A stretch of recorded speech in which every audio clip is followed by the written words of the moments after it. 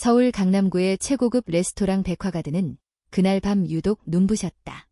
테이블마다 크리스탈 유리잔이 반짝이고 클래식한 재즈 선율이 은은히 흐르는 가운데 상류층 청년들의 사교 모임이 한창이었다. 그 중심에는 한지원이 있었다. 진홍색 디자이너 드레스를 입고 금빛 하이힐을 신은 그녀는 모임의 주최자이자 SNS 팔로워 200만을 자랑하는 셀럽이었다. 지원아, 너 그 샤넬 리미티드 백 어쨌어? 아까 여기 놔뒀잖아. 친구 설기가 갑자기 소리쳤다. 음악이 뚝 끊기고 모든 시선이 이쪽으로 쏠렸다. 지원은 깜짝 놀라 주변을 살폈다. 테이블 위에 올려두었던 가방이 감쪽같이 사라진 것이다. 그녀는 얼굴을 찡그리며 직원들을 둘러봤다. 그때 한 직원이 매니저에게 귓속말을 건넸다. 방금 뒤쪽 출입문으로 어떤 중년 남성이 들어왔어요. 손에 무슨 갈색 종이백을 들고 있었는데 그 가방이랑 비슷한 모양이었어요. 모두의 시선이 동시에 그쪽으로 향했다. 평범한 셔츠와 카키색 면바지를 입은 남자가 천천히 테이블 옆을 지나고 있었다. 그는 확실히 다른 손님들과 어울리지 않았다. 세련됨도 향수 냄새도 고급스러움도 없었다. 지원은 성큼성큼 그에게 다가갔다. 저기요. 지금 그 손에 든 거 제 가방 아니에요? 남자는 침착하게 고개를 돌렸다. 아니요. 제 가방입니다. 안에 업무 자료가 들어있어요. 지원은 비웃듯 말했다. 이 고급 레스토랑에 어울리지도 않게 입고 들어온 당신이 하필이면 내 가방이 사라진 시점에 이런 종이백을 들고 있어. 누가 봐도 의심스럽잖아요. 주변에서 스마트폰으로 영상을 찍는 소리가 들려왔다. 사람들은 숨죽이며 상황을 지켜보았다. 남자는 조용히 말했다. 오해십니다. 저는 이곳에서 미팅이 있어서 자료를 전달하러 온 겁니다. 하지만 지원은 듣지 않았다. 그녀는 그의 손에서 종이백을 낚아채듯 빼앗았다. 바닥에 몇 장의 서류와 낡은 노트가 떨어졌다. 지원은 종이백을 히리릭 열어본 후 콧방귀를 뀌었다. 이런 거 몇 장 넣어놓고 서류라고? 어설픈 연기하지 마요. 그녀는 손에 들고 있던 오렌지 주스를 그의 셔츠에 쏟아버렸다. 경비. 이 사람 당장 내쫓아. 남자는 말없이 젖은 셔츠를 내려다봤다. 그리고는 천천히 바닥에 서류를 주워 담았다. 그는 아무 말 없이 조용히 등을 돌려 레스토랑을 나섰다. 사람들 사이에서 속삭임이 이어졌다. 좀 안 됐네. 요즘 도둑도 교양 있게 행동하네. 이렇게 입고 온 게 잘못이지. 하지만 멀리 구석에 앉아있던 한 노신사는 조용히 그를 지켜보고 있었다. 그의 눈빛은 날카로우면서도 침착했고 그는 중얼거렸다. 저 아이가 어떤 사람을 건드렸는지 곧 알게 되겠지. 지원은 다시 자리에 앉으려다. 그녀의 친구 설기가 급히 뛰어왔다. 지원아, 찾았어. 내 가방 여기 있었어. 아까 우리가 테이블 옮길 때 내가 옆자리로 옮겨놨더라 미안. 순간 지원의 얼굴에서 피가 쏙 빠졌다. 그녀는 말없이 가방을 받아들었다. 사람들의 시선은 이제 싸늘하게 그녀를 향하고 있었다. 그날 밤 SNS에는 영상이 퍼지고 있었다. 도둑으로 몰린 중년 남성에게 물을 뿌리는 한 셀럽. 강남 셀럽의 갑질 실체. 그녀는 오히려 영상을 자신의 계정에 올리고 썼다. 상류층을 지키는 것도 나의 책임. 좋아요 수는 빠르게 올라갔지만 댓글은 점점 차가워지고 있었다. 몇 시간 후 그녀는 소속사로부터 계약 해지 통보를 받았다. 다음 날에는 백화가든 레스토랑에서 한지원 고객의 입장을 금지합니다라는 공식문이 날아왔다. 그리고 며칠 뒤 지원은 백화가든의 본사에 항해 방문했다. 로비에서 그녀가 고함을 질렀다. 내가 누군지 알아. 이곳에서 3년째 VIP야. 당신들이 나를 출입금지할 자격이 있어? 직원이 조심스럽게 말했다. 총괄 투자고문님이 잠시 후에 직접 나오실 예정입니다. 문이 열리고 그가 나왔다. 서준혁. 검은 슈트를 입은 그는 이전과는 다른 아우라를 풍기며 걸어 나왔다. 주변 사람들이 일제히 인사했다. 서 고문님, 감사합니다. 오늘 회에 정말 유익했습니다. 지원은 말을 잃었다. 그는 조용히 그녀에게 다가와 말했다. 한지원 씨, 기억납니다. 그날 젖은 셔츠와 함께 제가 잊을 수 없었던 것은 당신의 말투였습니다. 전 괜찮습니다. 하지만 당신은 괜찮으셨나요? 그녀는 아무 말도 할 수 없었다. 입술이 떨리고 손이 차가워졌다. 그의 눈빛은 단호했지만 따뜻했다. 나는 당신을 미워하지 않습니다. 다만 사람이 어떻게 다른 사람을 대하는지가 그 사람의 품격을 말해줍니다. 그는 고개를 살짝 숙이고 떠났다. 그녀는 그 자리에 그대로 서 있었다. 그리고 그 순간부터 한지원의 진짜 이야기가 시작되었다. 한지원은 백화가든에서 돌아오는 내내 아무 말도 하지 못했다. 운전기사는 백미러로 그녀를 몇 번 쳐다봤지만 감히 말을 걸지 못했다. 차 안은 차갑고 무거운 정적에 잠겨 있었다. 그녀의 핸드폰은 끊임없이 울리고 있었다. SNS 알림, 친구들의 메시지, 협찬 브랜드의 긴급 연락. 하지만 그녀는 아무것도 열어보지 않았다. 집에 도착하자마자 그녀는 방으로 들어가 문을 잠갔다. 드레스를 벗어던지고 침대 위에 털썩 주저앉았다.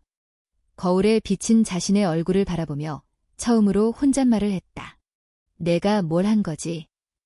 그날 밤 인터넷은 그녀의 이름으로 도배되었다. 셀럽 한지원, 무고한 남성의 갑질 논란, 가방 해프닝의 진실, 영상 확인하세요. 조회수는 몇 시간 만에 수십만을 넘었다. 처음엔 그녀를 옹호하는 댓글도 있었다. 도둑으로 보일 수 있잖아. 그 남자도 수상했어. 유명인이면 저 정도는 할 수 있지. 하지만 시간이 흐를수록 여론은 사늘하게 변해갔다. 실수는 누구나 할 수 있어. 문제는 태도지. 사과도 없이 오히려 영상 올리다니 그게 더 충격이다.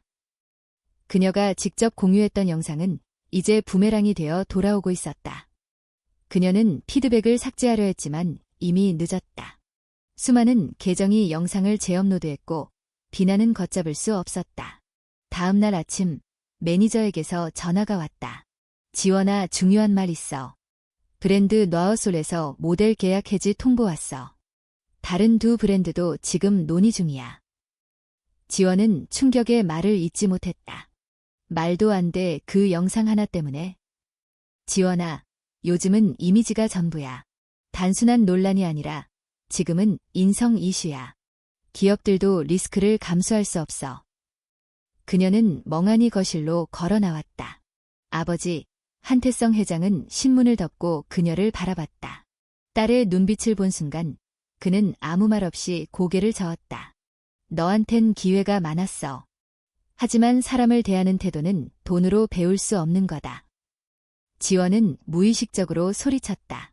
그 사람 어떻게 알았겠어. 그렇게 허름하게 입고 그런 고급 장소에 나타나니까. 아버지는 한숨을 쉬며 말했다. 그래서 너는 그 사람을 모욕한 거냐? 그 사람이 누구든 간에 너는 기본적인 존중도 하지 않았어. 그날 오후 또 하나의 소식이 그녀를 무너뜨렸다. 백화가든 본사에서 보낸 공식 통보서였다. 한지원 고객님은 당사의 이미지 손상에 큰 피해를 주셨기에 전 지점 출입 금지 조치가 내려졌습니다. 그녀는 손에 든 서류를 던지듯 바닥에 떨어뜨렸다. 모든 것이 한순간에 무너져 내리는 느낌이었다. 상류층으로 살아온 자존심, 명품, 협찬, 광고, 초대장 모두가 빠르게 그녀를 버리고 있었다. 하지만 진짜 충격은 그날 밤 찾아왔다. 설기와의 통화 도중 그녀는 믿을 수 없는 말을 들었다. 지원아, 사실 너 가방 그날 의자 밑으로 떨어졌었어. 행사 끝나고 직원이 발견했대. 근데 아무도 말을 못했어. 너무 무섭게 몰아붙였거든. 지원은 숨이 멎는 듯했다. 머리가 하얘지고 입이 말라붙었다. 그럼 그 남자는 정말 아무 잘못도 없었던 거야. 응, 그날 내가 너무 세게 나와서 직원들도 말릴 엄두도 못 냈대. 통화가 끊기고 그녀는 천천히 침대에 누웠다. 천장만 바라보며 속으로 되뇌었다. 내가 그 사람을 망신 준 거야, 내 손으로.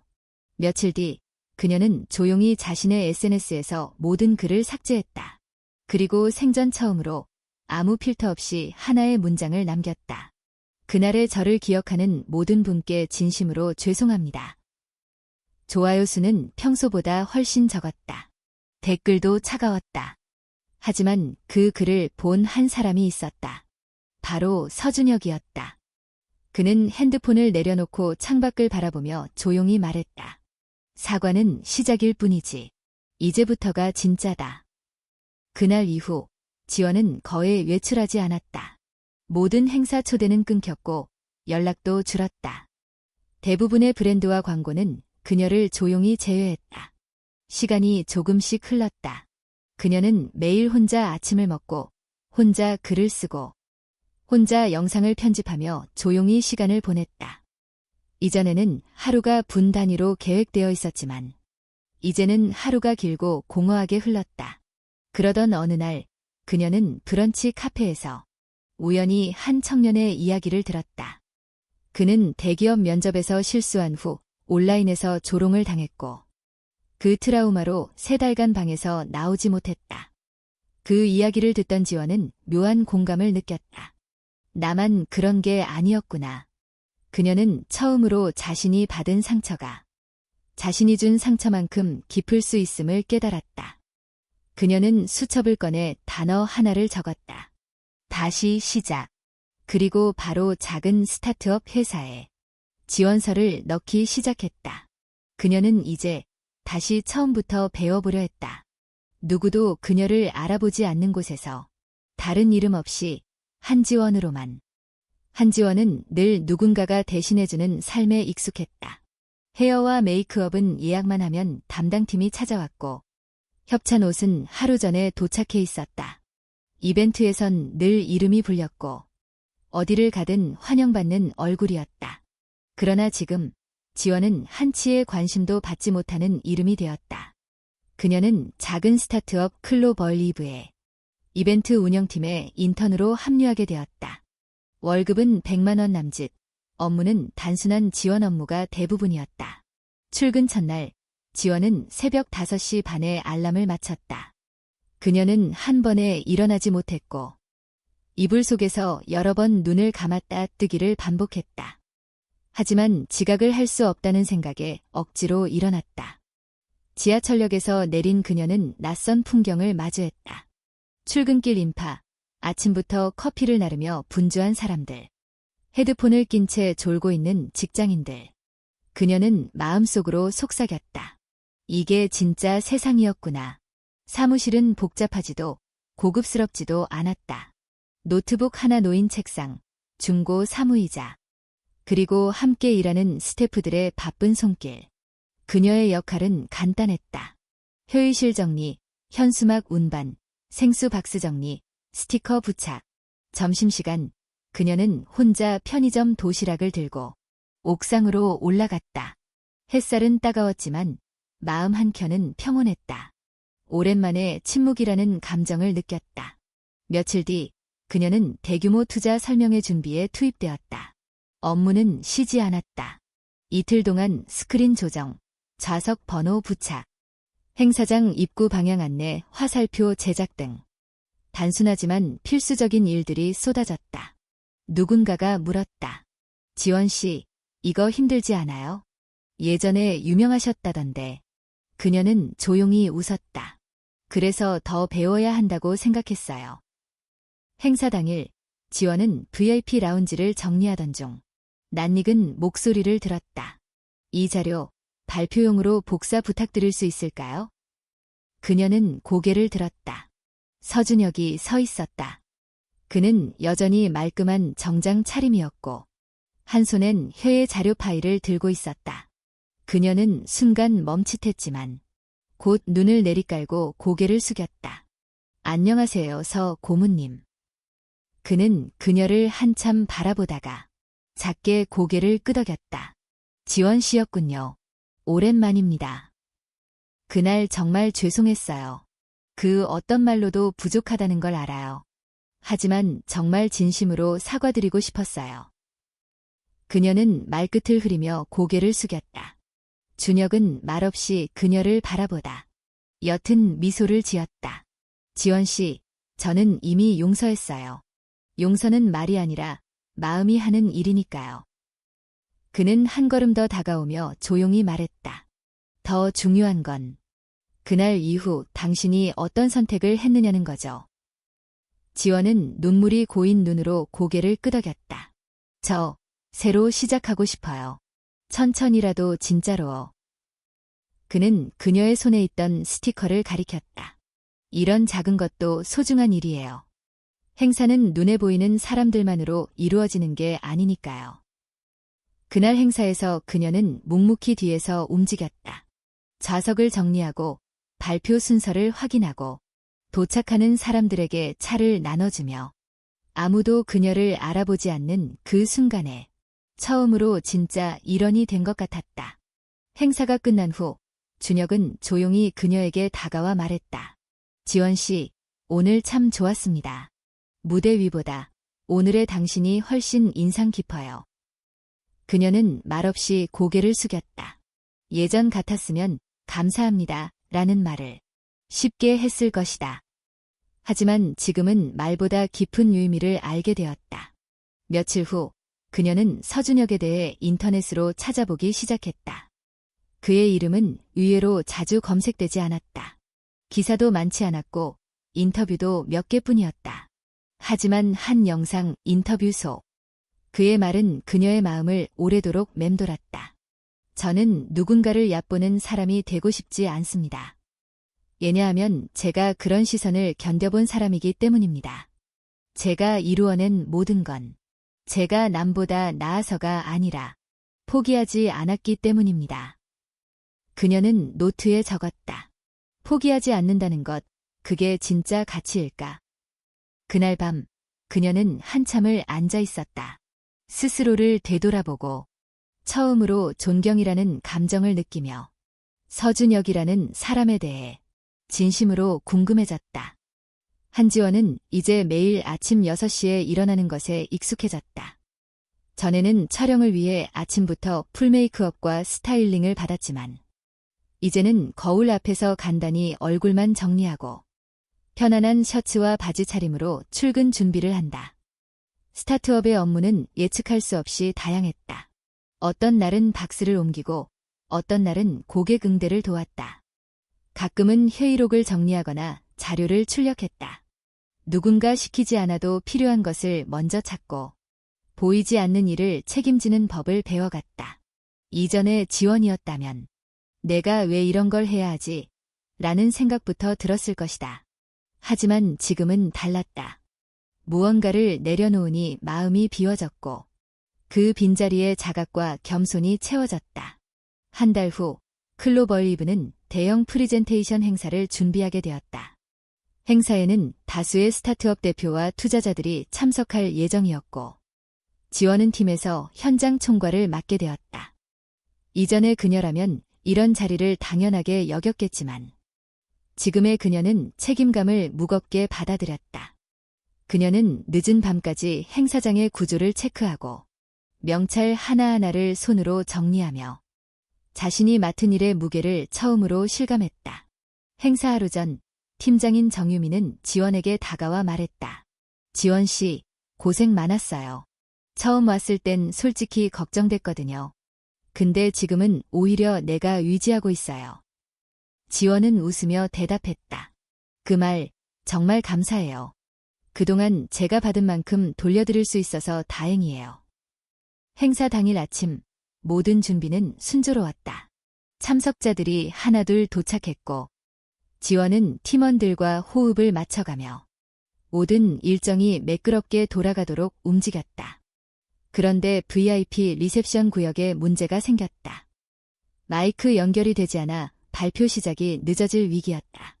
팀원들이 당황하는 사이 지원은 직접 케이블을 점검하고 스피커 연결 부위를 하나씩 체크했다. 그녀는 이전 행사에서 배운 내용을 떠올리며 서툴지만 침착하게 문제를 해결했고 결국 시간 안에 장비를 정상화시켰다. 그 모습은 행사장을 찾은 몇몇 관계자의 눈에 띄었다. 그중 한 명은 바로 서준혁이었다. 그는 VIP 구역의 뒤편에서 조용히 그녀를 지켜보고 있었다. 전과는 다르게 그녀는 더 이상 튀는 드레스를 입지 않았다. 하지만 그 누구보다 단단하고 중심이 있는 모습이었다. 행사 후반, 서준혁은 그녀에게 다가왔다. 오늘 정말 잘했어요. 제가 굳이 말하지 않아도 느껴지더군요. 당신은 진심으로 변하고 있어요. 지원은 고개를 들고 그를 바라보며 말했다. 사실 아직도 제가 어떤 사람인지 잘 모르겠어요. 하지만 적어도 예전의 나로는 돌아가고 싶지 않다는 건 확실해요. 그는 미소 지으며 말했다. 그 말이면 충분해요. 자신을 객관적으로 본다는 건 어른이 되는 과정에서 가장 어려운 일이거든요. 며칠 뒤 그녀는 준혁에게 한 통의 메일을 보냈다. 직접 쓴 짧은 글과 함께. 제목은 사람이 사람을 존중하는 방식에 대하여. 그 글은 그녀가 최근 느낀 모든 감정을 담고 있었다. 우리는 종종 눈에 보이는 것들로 사람을 판단합니다. 예모, 옷차림, 말투, 직업. 하지만 진짜 사람됨은 그가 남을 어떻게 대하느냐에 달려 있습니다. 그리고 제가 그걸 너무 늦게 배웠습니다. 메일을 받은 준혁은 조용히 답장을 보냈다. 늦게 배우는 것보다 배우지 못한 채 살아가는 게 더 두려운 일입니다.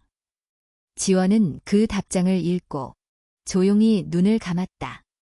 무언가가 마음속 깊은 곳에서 녹아내리는 듯했다. 그날 밤 그녀는 다이어리에 이런 문장을 적었다. 나는 이제 남을 위한 말이 아닌 나를 위한 말로 살고 싶다. 보이기 위한 행동이 아니라 진짜 내가 되기 위한 길을 가고 싶다. 며칠 뒤 그녀는 팀원들과 함께 소규모 스타트업 네트워킹 행사를 기획했다. 참가 기업 중에는 자금을 겨우 모아 하루하루 운영을 이어가는 청년 창업가들도 있었다. 그들과의 대화를 통해 지원은 또 다른 세상을 보게 되었다. 전 부모님이 반대하셨지만 이게 제가 진짜 하고 싶은 일이에요. 하루에 5잔 커피 마시면서도 포기할 수 없어요. 그들의 열정과 고집스러움, 현실에 부딪히며도 웃음을 잃지 않는 태도는 과거의 자신과 너무나 달랐다. 그녀는 그날 밤 다시 한번 결심했다. 나도 이런 사람들과 함께 진짜 무언가를 만들어 보고 싶다. 그 순간부터 그녀의 길은 셀럽이 아니라 실행하는 사람으로 바뀌기 시작했다. 행사 이후 몇 주 동안 한지원은 바쁘고 충실한 일상을 보냈다. 스타트업의 특성상 일정은 유동적이고 예상치 못한 일이 많았지만 그녀는 불평 한마디 없이 모든 업무에 성실히 임했다. 팀원들 사이에서도 그녀는 점차 신뢰를 얻기 시작했다. 그녀는 더 이상 스포트라이트를 갈망하지 않았다. 대신 회의실 한편에서 조용히 자료를 정리하거나 밤늦게까지 PT를 수정하는 일을 스스로 맡았다. 그것이 자신을 바꾸는 과정임을 누구보다 잘 알고 있었기 때문이다. 그러던 어느 날 아침 예상치 못한 일이 벌어졌다. 회사 대표의 휴대전화로 한 통의 이메일이 도착했다. 내용은 충격적이었다. 클로버웨이브의 최신 프로젝트 기획안이 해외 브랜드 스튜디오 모어의 디자인과 유사하다는 유혹이 제기되었습니다. 48시간 내에 공식 해명 자료와 원본 기획안을 제출해 주십시오. 회사는 즉시 비상회의에 들어갔다. 대표, 기획팀장, 디자인팀장, 그리고 한지원이 모두 참석했다. 예냐하면 문제가 된 기획안의 최종 검토와 승인 서명에 한지원의 이름이 있었기 때문이다. 회의실은 무거운 침묵에 잠겼다. 대표가 조심스럽게 말했다. 지원 씨, 혹시 저 디자인을 승인할 때 유사 사례나 참고 이미지를 확인하지 않으셨나요? 지원은 얼굴이 하얗게 질렸다. 그 문서를 본 기억이 어렴풋이 떠올랐지만 당시 팀이 급박한 일정으로 움직였고 그녀도 서둘러 서명했던 일이었다. 죄송합니다. 당시 확인을 철저히 못한 것 같아요. 변명할 여지가 없어요. 그녀는 단호히 고개를 숙였다. 몇몇 팀원은 불편한 기색을 감추지 못했다.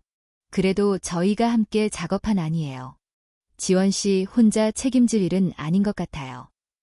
그래도 최종 서명자는 지원 씨잖아요. 지원은 모두의 시선을 정면으로 마주하며 말했다. 아니요. 이건 제 책임이에요. 제가 서명했고 제가 확인하지 않았으니까요. 후폭풍이 있더라도 감수하겠습니다. 그 말의 효의실은 또 한 번 정적에 잠겼다. 그날 오후 그녀는 이메일을 확인하다. 낯익은 주소에서 온 편지를 발견했다. 보낸 사람 서준혁. 이 문제는 단순한 디자인 유사성 논란이 아닙니다. 최근 스튜디오 모어는 여러 국내 스타트업을 상대로 유사한 방식으로 법적 압박을 가해왔습니다. 내부 보고서와 조사 자료가 있습니다. 시간이 괜찮다면 직접 전달드리고 싶습니다. 그녀는 곧바로 약속을 잡고 다음 날 오후 준혁을 사무실 근처 카페에서 만났다. 그는 얇은 서류 봉투 하나를 건넸다. 이건 제가 과거 컨설팅했던 다른 스타트업에서도 겪었던 일이에요. 스튜디오 모어는 주로 작은 기업을 상대로 선제적으로 법적 소송을 걸어 협업을 포기하게 만든 다음 아이디어를 가져가 상용화합니다. 지금 클로벌리브가 그 대상이 된 거죠. 지원은 조심스럽게 봉투를 열고 내부 기록을 하나하나 훑어보았다. 서류에는 시간별 이메일, 디자인 등록일, 해당 기업들의 대응 방식까지 정리되어 있었다. 그녀는 고개를 들며 조용히 말했다. 예, 저를 도와주시죠. 그날 일, 아직도 저는 용서받기 어려운 사람일 텐데. 준혁은 그녀를 똑바로 바라보았다. 지원 씨, 제가 도와주는 건 과거의 당신 때문이 아닙니다. 지금의 당신 때문이에요.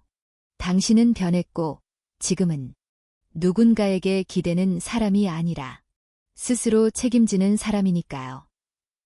그녀는 고개를 끄덕이며 말했다. 이번엔 도망치지 않을게요.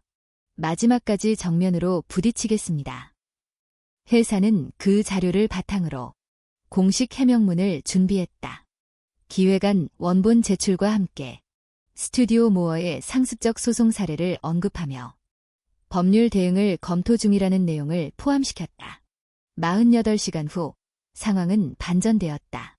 스튜디오 모어 측이 돌연 대응을 유보하며 예부 논의를 자제해달라는 요청을 보낸 것이다.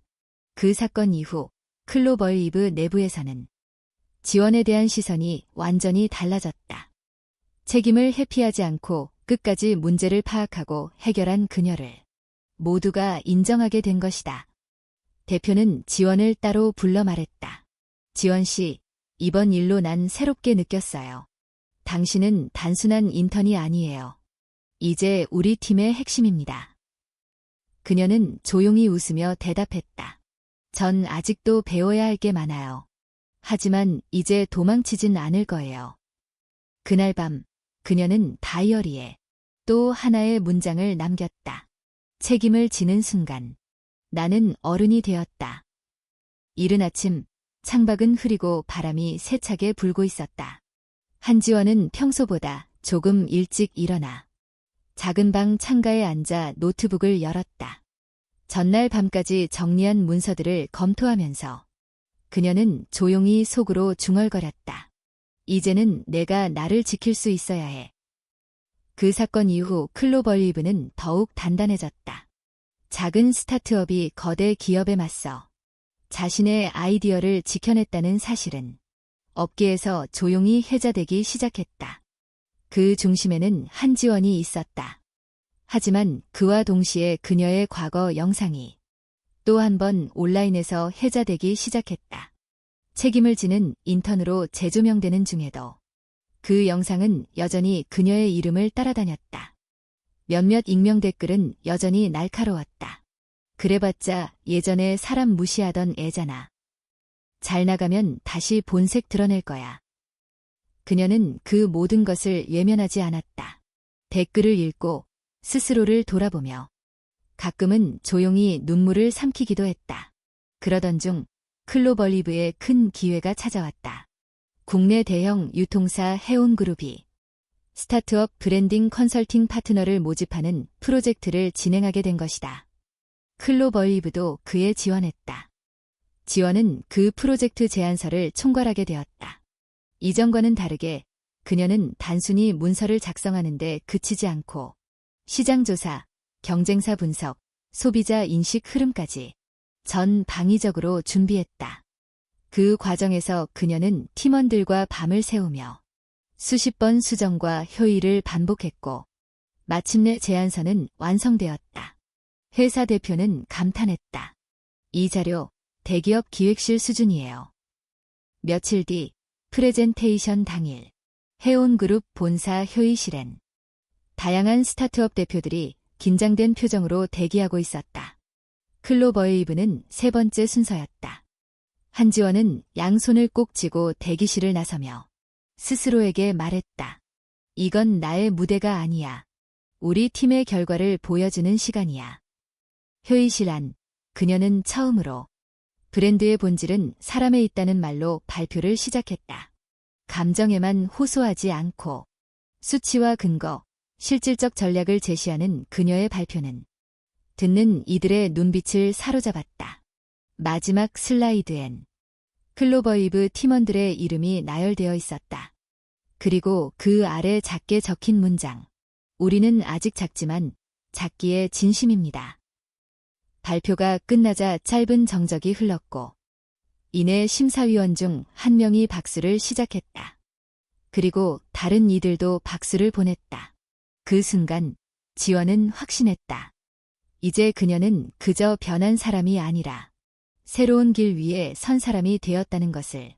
며칠 후 결과 발표 날 클로벌리브는 해온그룹의 파트너사로 최종 선정되었다. 회사는 축제 분위기였고 대표는 공식 채널에 그녀의 이름을 포함해 감사 인사를 전했다. 하지만 지원은 조용했다. 그녀는 조용히 자신의 자리로 돌아와 책상 위에 조그만 쪽지를 하나 꺼내 들었다. 내가 나로 살아도 괜찮은 순간들이 쌓이면 그게 진짜 삶이 된다. 그 문장은 그녀가 이 여정을 시작할 때 다이어리에 처음 썼던 문장이었다. 그날 밤 그녀는 오래간만에 서준혁에게 메시지를 보냈다. 오늘 좋은 일이 있었어요. 그리고 그건 제가 예전과는 다른 길을 걷고 있다는 증거 같아요. 잠시 후 도착한 그의 답장. 축하해요. 이제 당신은 누군가에게 기회를 주는 사람이 될 수도 있겠네요. 그 말은 오래도록 그녀의 가슴에 남았다.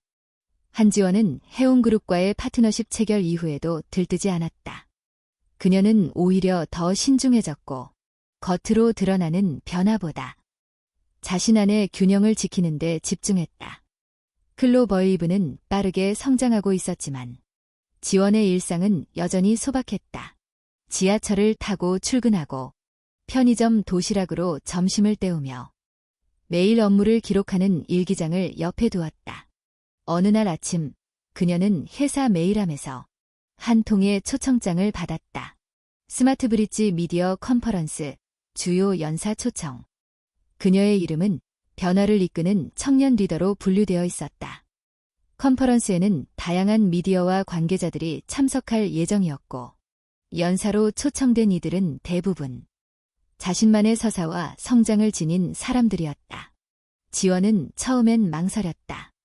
아직 자신이 대중 앞에 설 자격이 있는지 확신하지 못했기 때문이다. 하지만 며칠 뒤 그녀는 참가를 결정했다. 그것은 누군가에게 보여주기 위한 선택이 아니었다. 오히려 자신에게 묻기 위한 시간이 필요했기 때문이었다. 과거를 직면하고 그로부터 얼마나 멀리 왔는지를 확인하고 싶었다. 컨퍼런스 당일 지원은 심플한 블라우스와 검정 바지를 입고 행사장에 도착했다. 수많은 취재진과 방송 카메라, 셀럽 연사들이 분주하게 움직이는 와중에도 그녀는 조용히 대기실 구석에 앉아 있었다. 그때 한 스태프가 다가와 그녀에게 말을 걸었다. 혹시 예전에 화제됐던 영상 속 분 아니세요? 그녀는 잠시 멈칫했지만 이내 조용히 고개를 끄덕였다. 스테프는 잠시 말을 잇지 못하다가 말했다. 그때 영상 보고 많이 생각했어요. 근데 이렇게 달라진 모습 보니 참 멋지세요. 지원은 가볍게 미소 지으며 답했다. 고맙습니다. 그 영상 속에 저도 싫어해요. 하지만 이제 다른 선택을 하고 있으니까요. 그녀의 순서는 오후 세 번째 연사였다. 무대에 오르자 조명이 그녀를 비췄고 많은 시선이 집중되었다. 일부는 호기심, 일부는 의심, 그리고 일부는 응원의 눈빛이었다. 그녀는 연단 앞에 서서 준비한 PPT를 넘기며 천천히 이야기를 시작했다. 저는 한때 다른 사람을 함부로 판단하고 스스로를 특별하다고 믿던 사람이었습니다. 하지만 한 사건이 제 인생을 바꿔놓았습니다. 그녀는 과거 있었던 사건을 숨김없이 이야기했다. 그날 한 남자의 외모만 보고 판단했던 일, 그를 모욕하고 물을 뿌리고 그 영상이 퍼지고 비난이 쏟아졌던 날들까지 관객석은 조용했다. 누구도 웃지 않았고 누구도 떠들지 않았다. 그녀는 이어서 말했다. 그때 저는 끝났다고 생각했어요. 하지만 누군가는 저를 단죄하지 않았습니다. 오히려 제가 다시 일어설 수 있는 시간을 주셨죠. 그 시간 동안 저는 일을 배우고 사람을 배우고 무너진 제 자신을 다시 세우는 법을 배웠습니다. 그녀는 마지막 슬라이드를 보여주며 말을 마무리했다. 오늘 이 자리까지 오기까지 그 누구도 대신해주지 않았습니다. 모든 실패와 후회는 제가 감당했고 그 책임은 저에게 있었습니다. 하지만 저는 도망치지 않았습니다.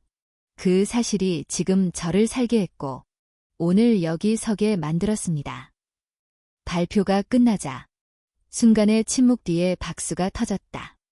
그것은 형식적인 박수가 아니었다. 공감과 이해, 그리고 변화에 대한 존중이 담긴 박수였다. 행사 후 한 기자가 다가와 질문했다. 한지원님, 지금 가장 하고 싶은 말이 있다면요? 그녀는 잠시 생각하다가 말했다. 실수보다 무서운 건 실수한 사람에게 다시 기회를 주지 않는 세상이에요. 그 문장은 그날 이후 여러 SNS와 기사에서 인용되었다. 하지만 정작 그녀는 그 어느 미디어에도 자신의 인터뷰를 따로 올리지 않았다. 그녀에게 중요한 것은 기록이 아닌 변화였고 평판이 아닌 실제였다. 컨퍼런스가 끝나고 돌아오는 길. 지하철 안에서 한지원은 창문 너머 어둑해진 하늘을 바라보며 조용히 속삭였다. 이젠 나 자신에게 부끄럽지 않은 사람이 되고 싶어. 그리고 그녀는 서준혁에게 메시지를 보냈다. 오늘 제가 그날의 저를 용서했어요. 컨퍼런스 이후 한지원의 이름은 다시 주목받기 시작했다. 하지만 이번엔 과거의 오만한 인물이 아닌 실패를 딛고 일어선 인물로 서였다. 그녀는 화려한 제안을 피하고 조용히 클로벌리브의 일상으로 돌아갔다.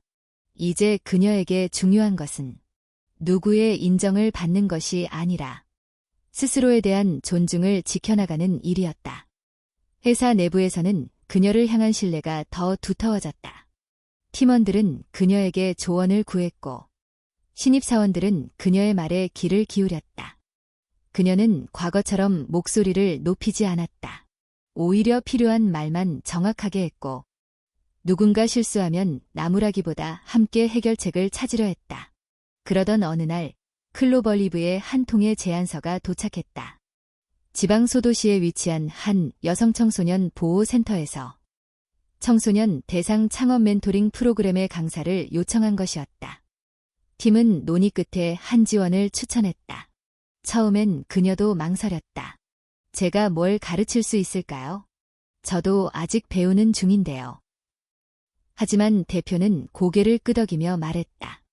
당신이 보여준 건 정답이 아니라 과정이에요. 그걸 아이들이 더 필요로 할지도 몰라요. 그렇게 그녀는 매주 토요일마다 기차를 타고 센터를 찾았다. 그곳의 소녀들은 모두 다른 상처를 지닌 채 세상에 대해 경계심을 품고 있었다. 처음에는 말을 걸어도 눈을 피하거나 고개를 숙이기 일쑤였다.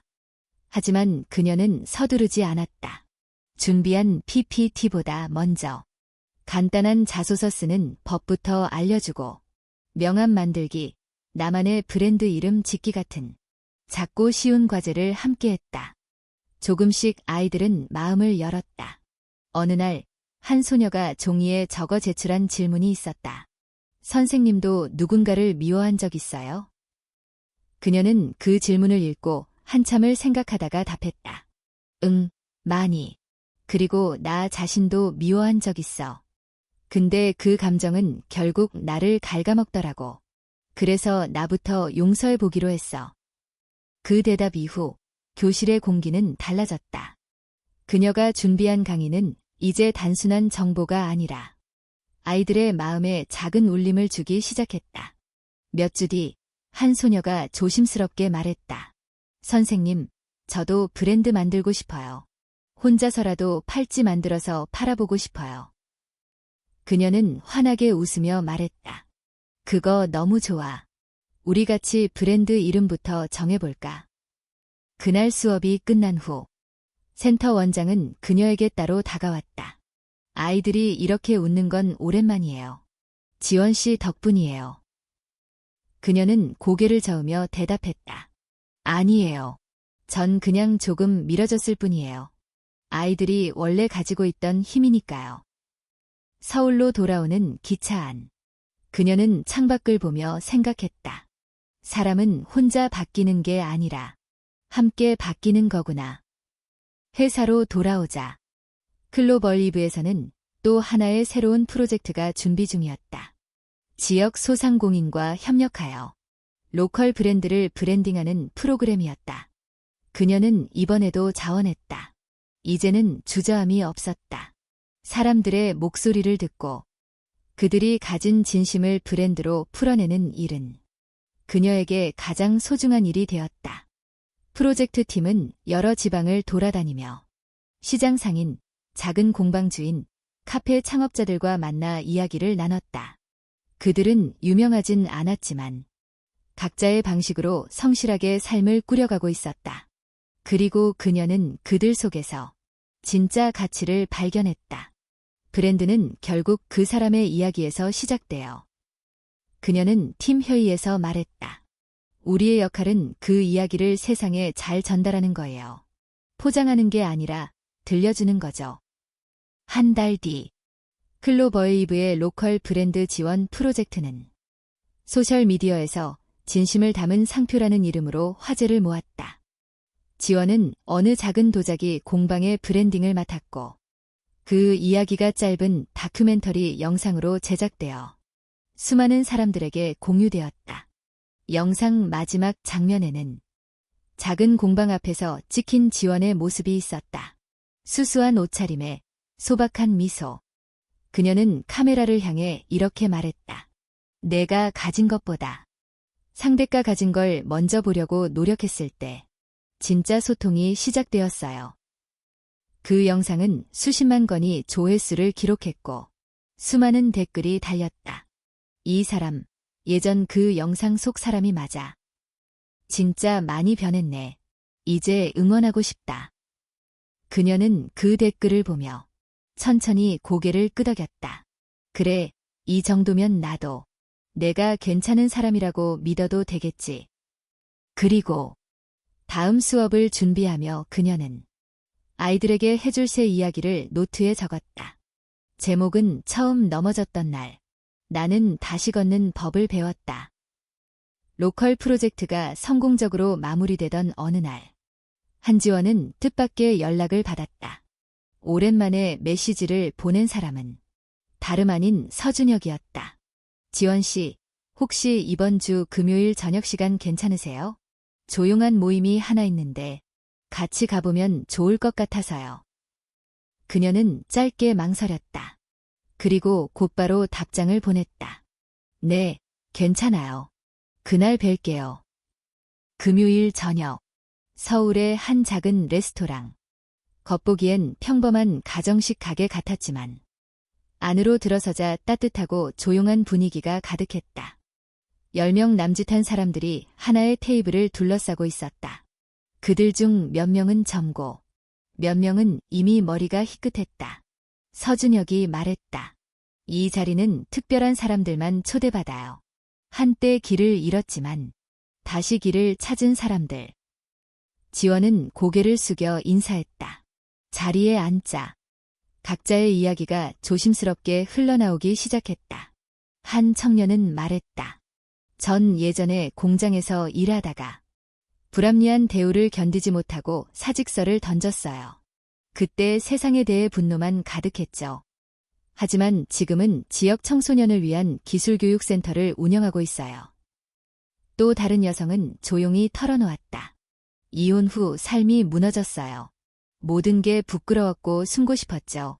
그런데 누군가 제게 말했어요. 당신은 실패한 게 아니라 다른 챕터를 시작하는 거라고. 한지원은 그 이야기를 들으며 자신의 지난 날이 하나씩 떠올랐다. 부끄러움, 분노, 방황, 그리고 조용히 견뎌낸 시간들. 그녀에게도 차례가 돌아왔다. 그녀는 깊게 숨을 들이쉬고 말문을 열었다. 저는 예전에 누군가를 외모만 보고 판단하고 공공장소에서 모욕을 준 적이 있어요. 그 일이 세상에 퍼졌고 전 모든 걸 잃었다고 생각했죠. 사람들은 조용히 그녀의 말을 들었다. 하지만 그 사람은 저를 탓하지 않았어요. 그는 저를 벌하지도 조롱하지도 않았어요. 그저 조용히 물러섰고 그 조용함이 제게 가장 큰 거울이 되었어요. 그녀는 고개를 들었다. 서준혁의 눈과 마주쳤다. 그의 눈에는 따뜻함이 담겨 있었다. 그날 이후 저는 달라지고 싶었어요. 누군가를 이해하려면 먼저 들어야 한다는 걸. 상대가 어떤 사람인지 알려면 시간을 들여야 한다는 걸 배웠죠. 짧은 정적 후 누군가가 조용히 말했다. 그건 용기가 필요한 일이에요. 자신의 과오를 입 밖으로 꺼내는 일은 결코 쉬운 일이 아니니까요. 저녁 식사가 끝나고 사람들이 하나둘 자리를 정리할 무렵 서준혁이 그녀에게 다가와 말했다. 지원 씨, 그날 당신이 제게 물을 뿌렸을 때 전 참 많은 감정이 들었어요. 당황, 분노, 슬픔. 하지만 그보다도 왜 저럴까라는 생각이 더 컸어요. 그녀는 고개를 숙이며 조용히 말했다. 정말 죄송해요. 그날 이후 매일 그 순간을 떠올리며 수백 번 사과하고 싶었어요. 준혁은 고개를 저었다. 이미 오래전에 용서했어요. 그 용서는 당신을 위한 게 아니라 저 자신을 위한 선택이었죠. 그의 말에 그녀는 가볍게 숨을 내쉬었다. 가슴 어딘가에서 오래된 돌덩이가 풀리는 듯한 기분이었다. 그날 이후 당신이 어떻게 살아가는지 지켜봤어요. 도망치지 않고 책임지고 변화하는 모습이 정말 인상 깊었어요. 그녀는 감정이 복받쳐 제가 배운 건 사람은 누구나 실수할 수 있고 중요한 건 그 이후의 태도라는 거예요. 그리고 당신은 충분히 존경받을 자격이 있어요. 그녀는 조용히 고개를 끄덕이며 말했다. 이 말, 제 삶을 바꿀 거예요. 고맙습니다. 정말. 그날 밤, 지원은 집에 돌아와 오래전 영상이 담긴 폴더를 열었다. 그리고 마침내 그 파일을 삭제했다. 숨기기 위한 삭제가 아니라 용서를 선택한 자신의 행동에 대한 마지막 의식처럼 그녀는 노트북을 덮고 다이어리에 한 줄을 썼다. 용서는 상대를 위한 게 아니라 나 자신을 다시 살아가게 하는 힘이다. 몇 달이 흘렀다. 클로버웨이브는 이제 단순한 스타트업이 아니라 로컬 브랜딩 분야에서 주목받는 기업으로 성장했다. 한지원은 그 중심에서 묵묵히 자신의 역할을 해내고 있었다. 그러던 어느 날, 대기업 협력사들과 정부기관이 공동 주관하는 청년 혁신상 후보 명단이 공개되었다. 수상 후보 중 한 명. 그 이름은 한지원이었다. 그녀는 처음엔 망설였다. 상을 받는 것이 마치 자신의 과거를 덮는 일처럼 느껴질까 두려웠다. 하지만 곧 깨달았다. 이건 과거를 덮는 게 아니라 그 위에 새롭게 삶을 쌓아 올리는 거야. 시상식 당일 서울국제컨벤션센터는 수많은 사람들로 붐볐다. 그녀는 정장을 입고 조용히 좌석에 앉았다.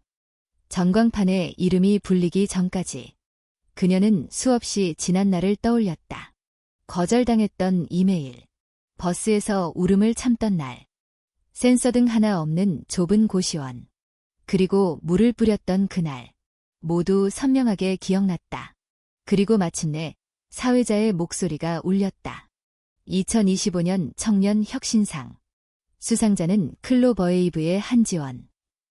그녀는 천천히 무대에 올랐다. 마이크 앞에 선 순간 관중석에서 박수가 울렸고 카메라 플래시가 번쩍였다. 그녀는 준비해 온 원고 대신 조용히 말을 시작했다. 저는 과거에 큰 실수를 했습니다. 그 실수는 제 삶을 송두리째 바꾸었고 저를 다시 돌아보게 만들었습니다. 관중석은 조용했다. 그녀는 이어서 말했다. 하지만 저는 도망치지 않았습니다. 그리고 저는 누군가로부터 괜찮다는 말을 들을 수 있었습니다. 그녀의 눈에 눈물이 고였다. 이 이상은 저의 용기보다 저를 믿어준 사람들 덕분에 존재합니다. 그리고 이제 저도 누군가를 믿고 지지해주는 사람이 되고 싶습니다. 박수는 더 길고 따뜻하게 이어졌다. 그녀는 고개를 숙이며 인사했다. 그날 이후 한지원의 이름은 더 이상 과거의 영상과 함께 검색되지 않았다. 대신 그녀의 이름은 변화를 만든 사람으로 불리기 시작했다. 그로부터 며칠 후 그녀는 한 통의 편지를 받았다. 보낸 사람은 지방청소년센터에서 만났던 소녀 중 한 명이었다. 선생님, 저도 브랜드를 만들었어요. 작고 소박하지만 제 이야기로 채웠어요. 누군가 저를 비웃을까 두려웠는데 이젠 말할 수 있어요.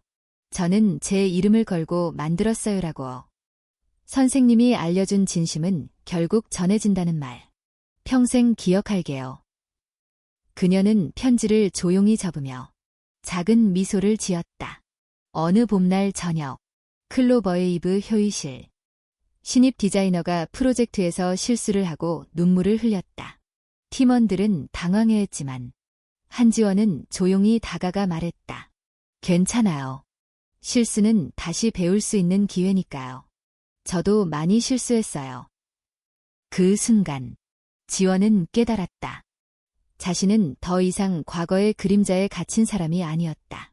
이제 그녀는 다른 사람의 빛이 될 수 있는 사람으로 자라 있었다. 몇 주 후, 클로버웨이브는 또 하나의 프로그램을 시작했다. 이름은 다시 시작하기. 실수하거나 낙오된 청년들에게 브랜딩과 커뮤니케이션을 알려주는 프로젝트였다. 그 첫 강의에서 한지원은 다시 마이크를 들었다. 안녕하세요. 저는 한지원입니다. 한때 누군가를 아프게 했고 그 아픔으로 제가 무너졌던 사람입니다. 하지만 그 무너짐 속에서 저는 제 인생을 새로 쌓아 올릴 수 있었어요. 그녀의 이야기에 강의실의 몇몇 청년들은 조용히 고개를 끄덕였다. 강의가 끝나고 한 청년이 다가와 수줍게 말했다. 선생님 이야기 듣고 저도 용서받을 수 있다는 생각이 처음 들었어요. 그녀는 그 청년의 손을 꼭 잡으며 말했다. 그러며 당신도 충분히 다시 시작할 수 있어요. 한지원의 이름은 이제 실패와 오만의 상징이 아니라 용기와 회복의 상징이 되었다. 그리고 그녀는 매일 아침 자신의 노트에 한 줄씩 적었다. 나는 오늘도 어제보다 더 괜찮은 사람이 되기 위해 산다.